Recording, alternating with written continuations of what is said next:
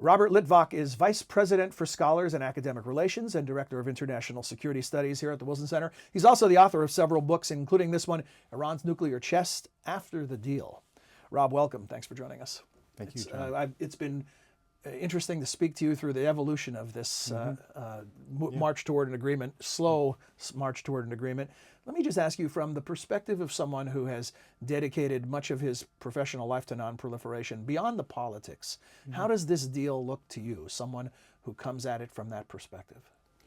Well, the main advantage of the deal is that it buys time, about 10 to 15 years, that would extend the breakout period, the period that Iran would need to fabricate the fissile material for a weapon. And that's exactly the crux of the dispute, that for the supporters of the deal, it buys 15 years. For the critics of the deal, it only buys 15 years, because at the end of that period, this regime will still be in power with a latent capability. Is there any precedent that, for the critics of the deal, is there a precedent out there that would suggest we could have done better, that we could have gotten 50 years? Well, it's, to begin with, there's the issue of why did it take so long to achieve this deal? 20 months of intense negotiations. This issue has been festering for years, when on the surface, it's a straightforward trade-off between technology and transparency. Iran gets a limited nuclear program, but the outside world gets assurances that it's not masquerading as a weapons program. The reason it took so long is because in the United States and in Iran, the nuclear issue is a proxy for a more fundamental debate. And in Iran, it's a proxy for this identity crisis that they can't seem to resolve. Is Iran a revolutionary state or an ordinary country? In the United States, it's caught up in our post-9/11 debate about whether the appropriate strategy to respond to the threat posed by rogue states is to change their behavior, just to focus on their conduct, or do we need to change the regimes themselves on the argument that the bad behavior the dangerous behavior derives from the character of the regime? Yeah, the nature of the beast. Yeah. We focused a lot, for obvious reasons, in the U.S. about the risk from the perspective of America and its allies, that Iran might cheat, whatever might happen. Or talk about the risks from Iran's perspective. There are risks here for the Ayatollah as well. Going back to the identity crisis and the proxy status of the issue, they've crossed the Rubicon of negotiating with the great Satan. There are photos of Secretary of State Kerry, negotiating with Zarif. And that they broke some taboos to do this deal. And the Supreme Leader, here at the Wilson Center, and it's on our website, we have wonderful meetings on Iran, the domestic politics. I've been a big consumer of them. I work on proliferation policy, and it's a key determinant of this deal, is the Iranians are worried about political contagion, that this deal might spill over into other areas. So the Supreme Leader, in his public statement since the deal, has been cagey, saying he neither supports it nor opposes the deal.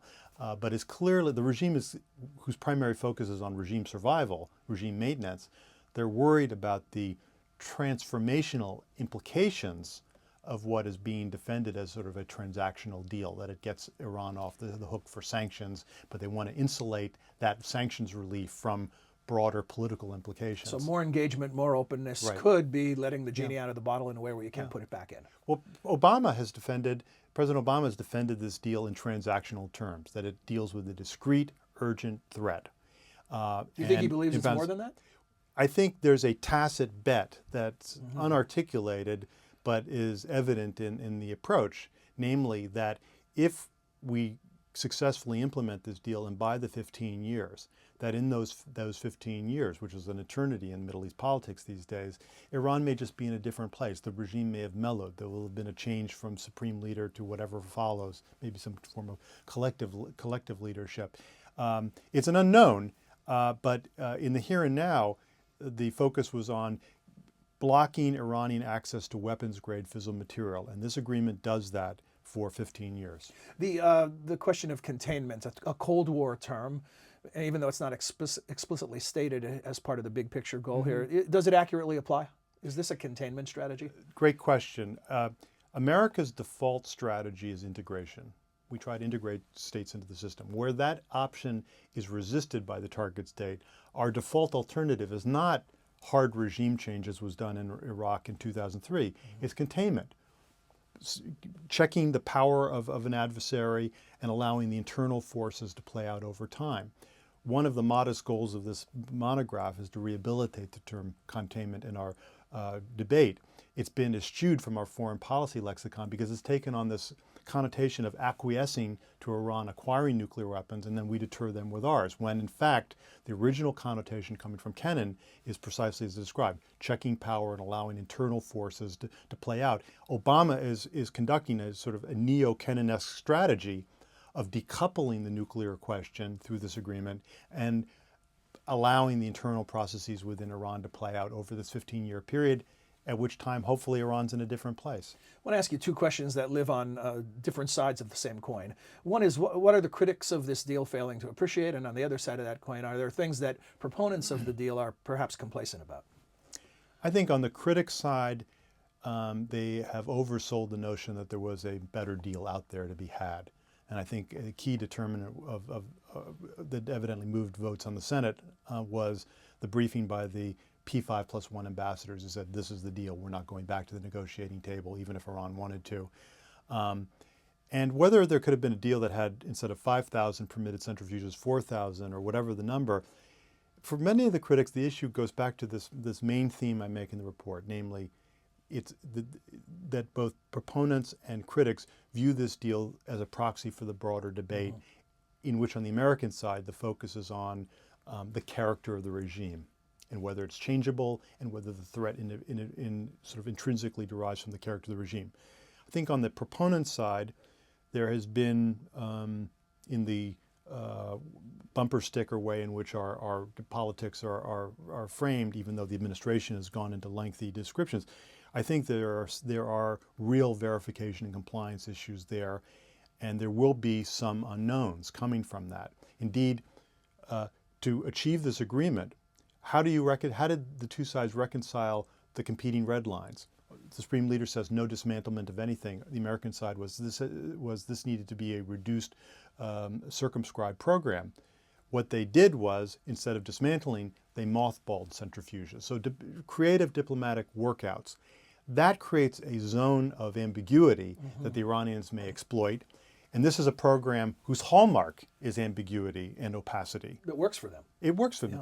Yeah. And a final quick thought, Rob, on the deal is made, but the story continues. What's the next event, checkpoint, point of reference that we should look to see how things are going? Well, someone described the nuclear deal as the Obamacare of foreign policy, and I don't think it won't make it to the Supreme Court 2 times, but there will be a struggle over implementation. Like congressional critics will try to tie up money earmarked for the International Atomic Energy Agency to carry this out, and I think that an inflection point will come when the first allegation of Iranian cheating occurs and how that's handled. There is a joint commission that has been established to address these possible violations. As I argue in the monograph, there may be a reflexive response on some to just jettison the agreement, to abrogate it and to get out of it. But what I argue in the book from a utilitarian perspective is use this joint commission as a way of holding Iran accountable, and if necessary, as provided in the agreement, take Iran to the United Nations Security Council for possible punitive actions in the event of cheating. Well, Rob, thank you. You are such an incredible wealth of information on this topic. It's always a pleasure to speak to you. And for those of you out there, if you'd like to read the monograph, read the book, come to wilsoncenter.org, and a PDF copy is available free of charge. There's not a better value out there on this issue. Thanks, Rob. Thank you, John. Thank you.